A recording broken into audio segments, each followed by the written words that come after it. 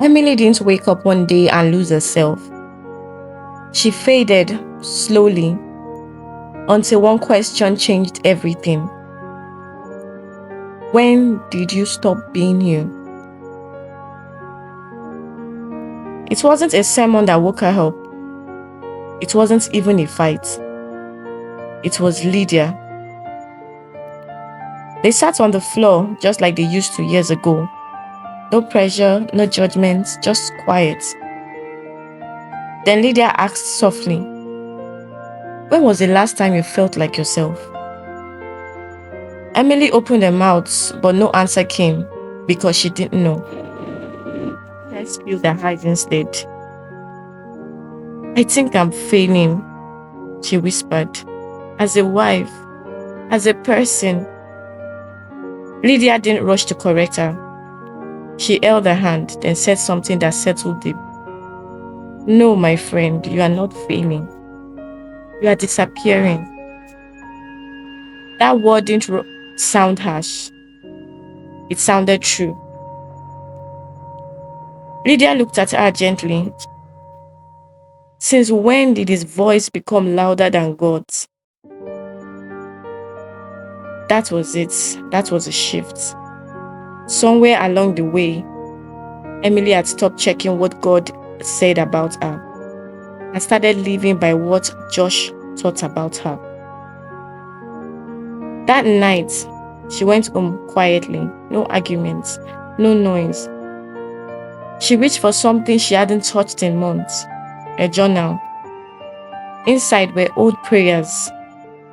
"Lord, use me. Lord, don't let me be small. Lord, let me help girls who feel unseen." Her hands trembled. Tears fell onto the pages because the truth finally landed. Josh didn't erase her overnight. She had surrendered herself little by little to keep the peace. And now, there was almost nothing left. For the first time in months, she prayed honestly. "God, I don't recognize myself anymore." The next evening at dinner, everything changed. "I want to start again," Emily said quietly. Josh didn't look up. "Start what?" "My mentorship, my art." "Emily, we've talked about this." Normally, that would have been the end. But this time, she didn't shrink. "I hear you," she said calmly. "But I'm not going to bury what God gave me." Josh looked up slowly. Confusion, then irritation. "This is your friends influencing you again." Emily shook her head softly. "No, this is me." The room shifted because this version of Emily was unfamiliar. "I can be your wife," she continued, "and still be who God created me to be." Josh leaned back, studying her. "You have changed," he said. Emily nodded. "Yes." Then his voice hardened. "I don't like this version of you." That would have broken her before, but not this time. She took a breath, steady. "I do." That night was tense. No shouting, just distance. The next few days weren't easier. Josh became colder, more withdrawn, less supportive. For the first time, Emily saw it clearly.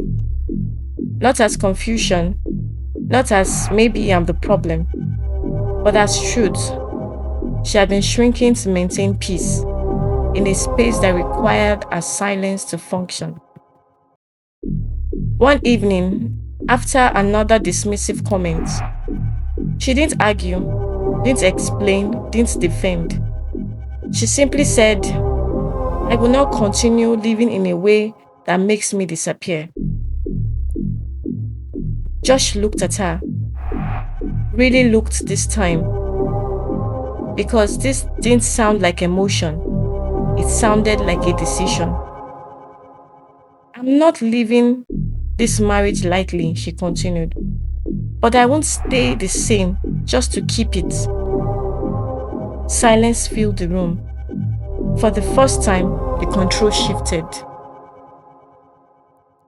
The following weeks weren't easy.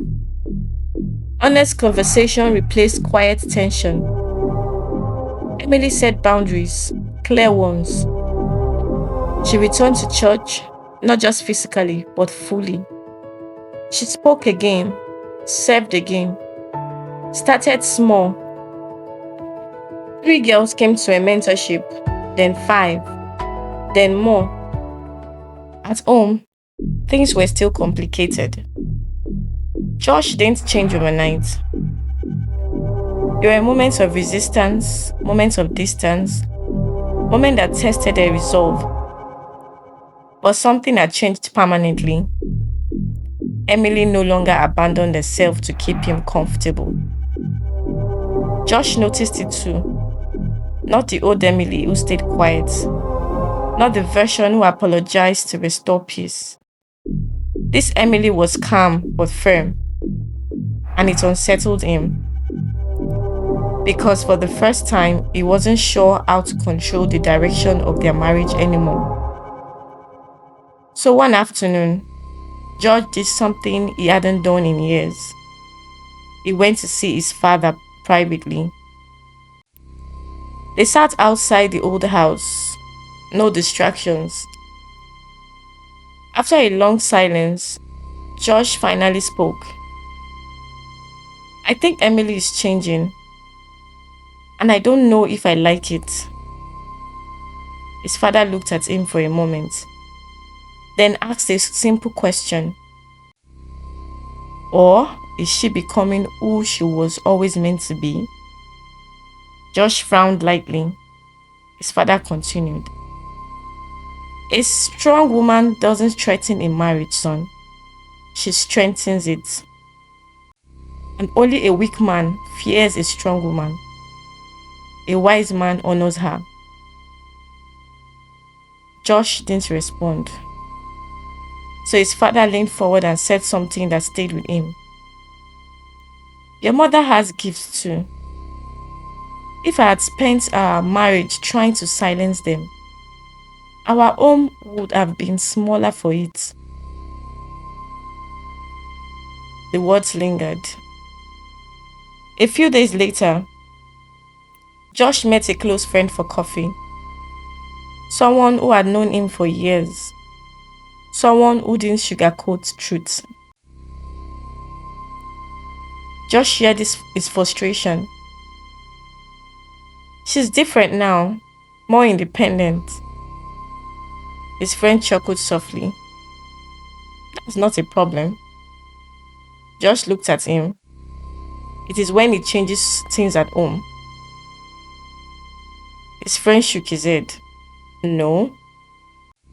The problem is when a man thinks his wife has to become smaller so he can feel bigger. Josh leaned back, quiet. Then his friend added, Look at my family. You know my wife leads that community program. Josh nodded. And you know something? His friend continued. The stronger she grows, the stronger our children grow, and the stronger our home becomes. He paused. You don't lose respect when your wife thrives. You lose it when you try to stop her. Josh said nothing, but the words stayed with him. Back at home, Emily continued rebuilding her life. Not loudly, not rebelliously, just faithfully. She also made another step, one she never thought she would need. She agreed to counseling, not just for herself, but invited Josh too. Because love, if it's real, should be willing to grow. Whether it would fully change, that part still wasn't certain. But one thing was no longer uncertain. Emily was no longer disappearing. Months later, Emily stood in a small room filled with young girls. Paint on their hands, hope in their eyes, she smiled. Not the Sunday smile, the real one. And she said, "Never allow anyone, even someone you love, to make you doubt what God placed inside you." Across the room, Lydia watched quietly and smiled. Because sometimes healing doesn't come like thunder. Sometimes it comes through a friend who refuses to let you disappear. And somewhere in that quiet of that moment, Emily remembered the question that once broke her heart. When did you stop being you? She finally had an answer. I didn't stop. I just forgot. And now I remember.